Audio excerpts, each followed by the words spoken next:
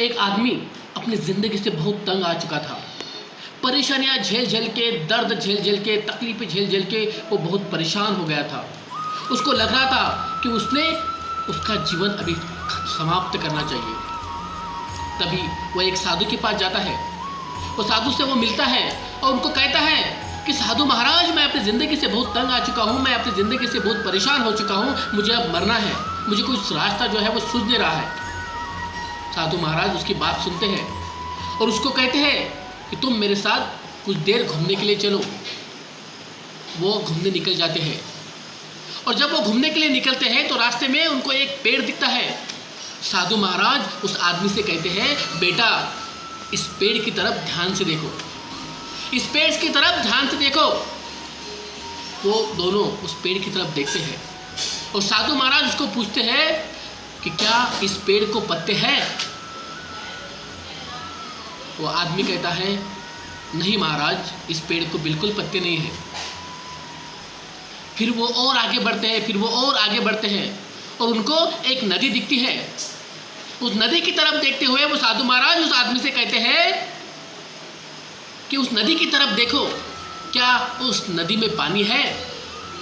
वो आदमी कहता है, नहीं, वो नदी बिल्कुल सूखी है। फिर वो साधु महाराज उस आदमी से कहते हैं, तो अगर उस पेड़ को पत्ते नहीं है तो क्या वो पेड़ मर चुका है? अगर उस नदी में पानी नहीं है तो क्या वह नदी मर चुकी है? वो आदमी कहता है, नहीं महाराज, बरसात के मौसम में उस नदी को भी पानी आएगा, बरसात के मौसम में उस नदी को भी पानी आएगा और उन पेड़ों को भी पत्ते आएंगे। साधु महाराज उस आदमी से कहते हैं, यही प्रकृति का सबसे बड़ा सबक है कि हमारे ज़िंदगी में चाहे जितना भी नुकसान हो, हम दोबारा उस नुकसान से उबर सकते हैं।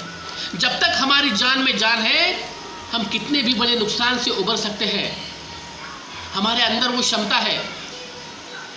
इस प्रकृति ने सबको एक जैसा बनाया है। इस प्रकृति में हम इंसान आते हैं, इसमें प्राणी आते हैं, इसमें पेड़ आते हैं, इसमें नदियाँ आती है।